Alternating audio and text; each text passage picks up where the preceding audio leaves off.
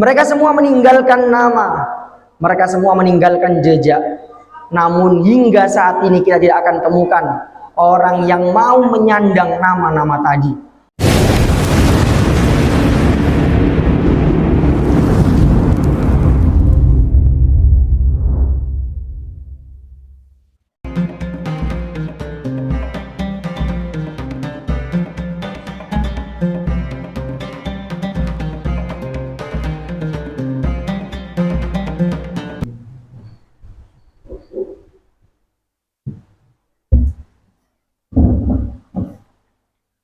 Alhamdulillah, alhamdulillahi ala ni'matil iman wal islam. Alhamdulillahilladzi anzalna alaina al-Qur'an wa arsalna ilaina afdalul anam. Alhamdulillahi ala jami'in ni'am ad-dhahira wal batinah, as-sabiqa wal lahiqah, ad-dunyawiyah wal ukhrawiyah. Ma 'alimna minha wa ma lam na'lam, nahmaduhu bi jami'il mahamid. Ma 'alimna minha wa ma lam na'lam. Alhamdulillahi ala jami'in ni'am ma 'alimna minha wa ma lam na'lam. Asyhadu an la ilaha illallah wa asyhadu anna Muhammadan 'abduhu wa rasuluhu la nabiyya ba'dah.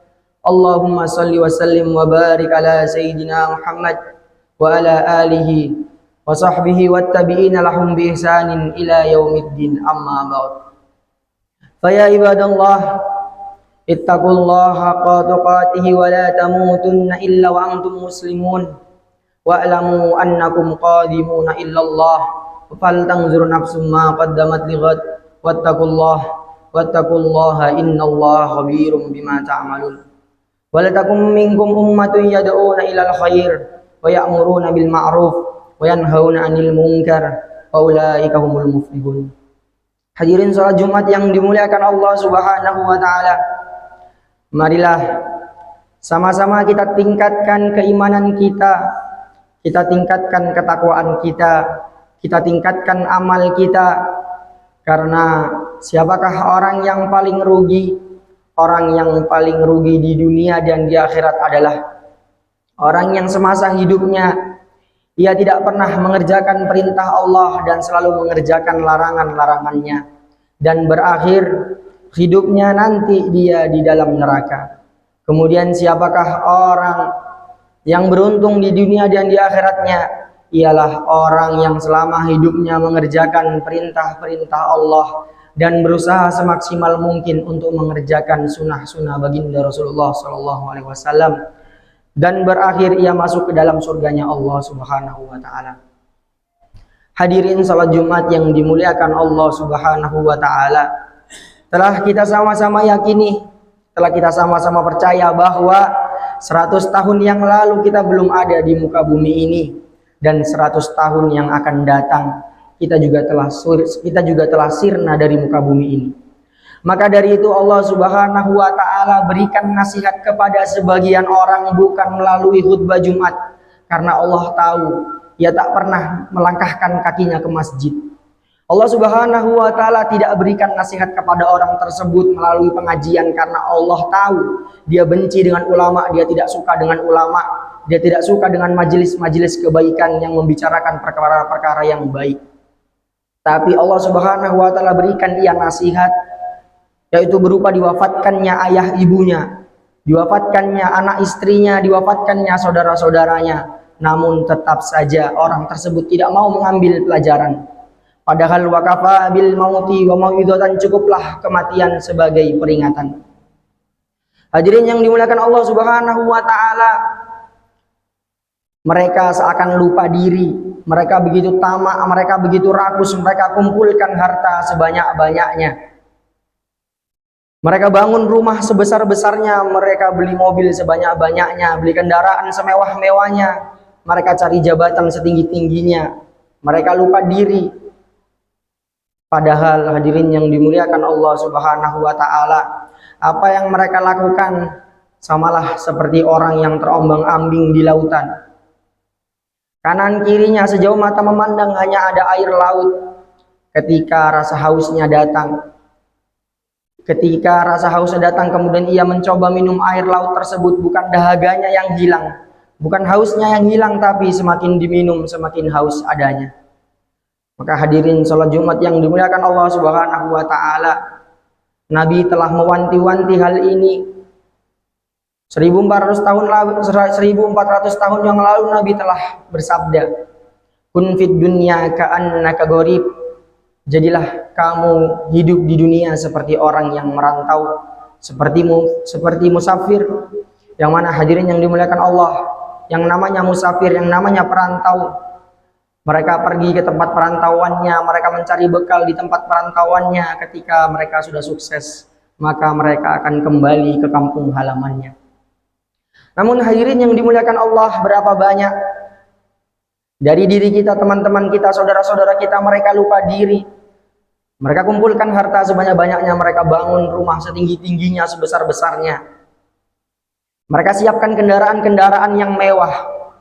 Padahal nanti faida jaa ajaluhum, ketika ajal mereka tiba, la yastakhiruna sa'ah, tidak akan bisa diperlambat walaupun sedikit.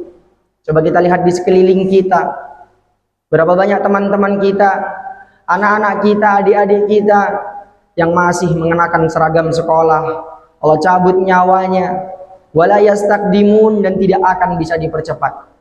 Berapa banyak sesepuh-sesepuh kita, kakek-kakek kita, teman-teman kita yang telah divonis di rumah sakit oleh dokter, dikatakan bahwa nyawanya tidak akan lama lagi, 3 bulan lagi, setahun lagi. Tapi hingga sekarang Allah Subhanahu wa taala masih berikan pada dirinya nyawa. Maka hadirin yang dimuliakan Allah, ketika masa itu datang, idba'ul mayyit salatan, yang ikut kepada mayit hanya 3 perkara saja. Perkara yang pertama yaitu malun, harta.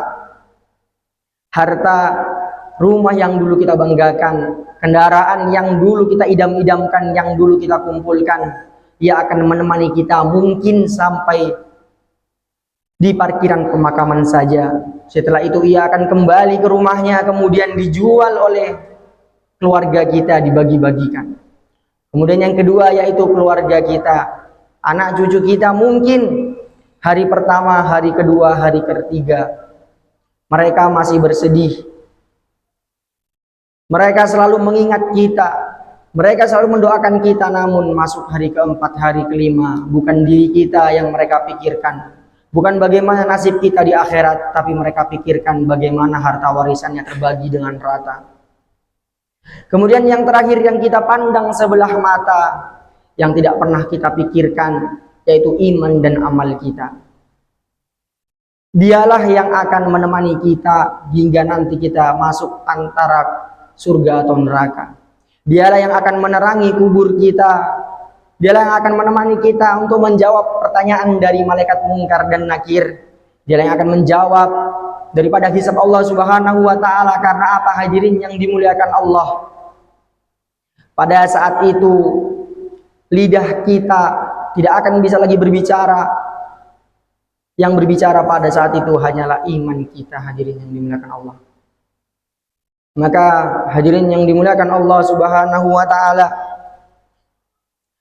ketika masa itu tiba, orang-orang akan berseru, Rabbana, ya Allah, ya Tuhan kami, sami'na, kami telah mendengar. Pada saat itu mereka telah mendengar suara pekikan dari neraka. Orang-orang berteriak kesakitan. Mereka melihat sendiri bagaimana panasnya api neraka. Mereka melihat sendiri bagaimana ganasnya malaikat Malik, sang penjaga neraka. Mereka berkata, Rabbana farji'na, ya Allah, ya Tuhan kami, kembalikanlah kami ilal ardi, ke bumi. Na'malu sholihah, kami akan beramal soleh, inna mukinun, dengan sesungguh-sungguhnya. Pada hari itu, hari di mana penyesalan sudah tidak bisa terbayarkan lagi. Yang namanya penyesalan hanyalah penyesalan pada saat itu, karena waktu tidak akan dapat terulang kembali. Mereka selalu menyalahkan waktu, mereka selalu menyalahkan pekerjaan, mereka selalu menyalahkan ekonomi. Padahal dalam sehari, berapa kali Allah Subhanahu wa taala panggil kita? Di waktu zuhur, di waktu asar, di waktu maghrib, di waktu isya, di waktu subuh. Sehari 5 kali Allah Subhanahu wa taala panggil kita. Namun berapa yang kita datang, berapa yang kita persiapkan diri kita untuk hadir ke masjid mengingat Allah Subhanahu wa taala. Allah tak banyak mengambil waktu dari kehidupan kita. 24 jam hanya Allah Subhanahu wa taala mengambil 50 menit saja. Maka hadirin yang dimuliakan Allah Subhanahu wa taala, ketika masa itu tiba, masa di mana manusia mati, maka orang-orang mereka hanya menyesal, namun penyesalan mereka tidak akan ada gunanya. Maka bagaimana jalan keluar terbaiknya? Pepatah bilang, harimau mati meninggalkan belang, gajah mati meninggalkan gading, manusia mati meninggalkan nama. Kita tahu Fir'aun mati, ia tinggalkan namanya. Ia mati dalam keadaan hina. Ia mati ditenggelamkan oleh Allah Subhanahu wa taala. Kita tahu Qarun mati meninggalkan namanya. Ia mati ditenggelamkan oleh Allah Subhanahu wa taala. Kita tahu Namrud, raja yang zalim, mati dengan keadaan hina. Ia juga meninggalkan namanya. Kemudian Haman, asisten daripada raja yang zalim, ia selalu membisikkan perkara-perkara yang buruk, perkara-perkara yang zalim kepada rajanya, maka ia pun mati dalam keadaan yang hina. Abu Jahal juga, begitu juga Abu Lahab yang dalam dirinya terdapat darah keluarga Rasulullah, tapi juga di dalam dirinya terdapat api yang panas dalam dirinya hingga akhirnya ia masuk ke dalam nerakanya Allah Subhanahu wa taala. Mereka semua meninggalkan nama, mereka semua meninggalkan jejak. Namun hingga saat ini kita tidak akan temukan orang yang mau menyandang nama-nama tadi, orang yang mau menggunakan nama orang-orang tadi. Karena mereka tahu namanya begitu buruk, hidupnya begitu buruk, hidup mereka penuh dengan kedurhakaan, penuh dengan kebohongan, penuh dengan kefanaan. Hadirin yang dimuliakan Allah Subhanahu wa taala. Maka bagaimana kita pikirkan kepada diri kita sendiri, kita ingin berada di barisan yang mana, kita ingin meninggalkan nama yang bagaimana. Hadirin salat Jumat yang dimuliakan Allah Subhanahu wa taala. Kita akan menjadi perindu surga atau menjadi pencinta dunia. Kita menjadi barisannya Rasulullah atau menjadi barisan salah seseorang yang akan menunggu antriannya di neraka tadi. Maka dari itu, pada hari Jumat yang mulia ini, bagaimana kita perbaiki pribadi kita perbaiki sifat kita perbaiki akhlak kita perbaiki muasyarah kita perbaiki keluarga kita. Kenapa hadirin yang dimuliakan Allah? Karena nanti di akhirat, yauma yafirul mar'u min akhi wa ummihi wa abi, pada saat itu orang-orang akan pergi menjauh dari ibunya, ibu kandungnya, ayah kandungnya, karena pada saat itu orang-orang benar bingung, yang mereka pikirkan hanyalah amal dan amal saja. Lantas keluarga bagaimana? Saudara bagaimana? Teman yang bagaimana? Yang nanti di akhirat bisa saling membantu, yaitu teman yang selalu mengajak kepada kebaikan bukan kemaksiatan, keluarga yang selalu mengingatkan kepada sholat, yang di dalam rumahnya terdapat majelis ilmu. Itulah nanti keluarga yang tidak akan saling menyalahkan di akhirat. Maka hadirin salat Jumat yang dimuliakan Allah Subhanahu wa taala, kita renungkan, kita pikirkan di hari Jumat yang mulia ini, di majelis yang mulia ini, di tempat yang mulia ini, setelah mendengar beberapa kata-kata mengenai kematian, kita renungkan bagaimana jikalau setelah dari ini Allah Subhanahu wa taala tidak merubah hati kita. Kita belum berubah, lantas dengan cara apa lagi Allah Subhanahu wa taala harus memberikan kita nasihat? Kalau dengan cara ini, lantas dengan cara apa lagi Allah harus meluruskan kita? Dengan cara apa lagi Allah harus membalikkan kita kepada jalan yang benar? Nah, hadirin yang dimuliakan Allah, setelah dari majelis Jumatan yang mulia ini, kita niatkan dalam diri kita memperbaiki pribadi diri kita, keluarga kita, teman-teman kita, dan umat di seluruh alam. Ja'alanallahu wa iyyakum minal faizinal aminin. Wa adkhalana wa iyyakum fil jumratil muttaqinal mu'mininal muqinil mukhlisin. A'udzu billahi minasyaitonir rajim. Bismillahirrahmanirrahim. Inna a'tainakal kautsar fasholli rabbika wanhar, inna syani'aka wal abtar. Wa qur rabbighfir warham wa anta khairur rahimin.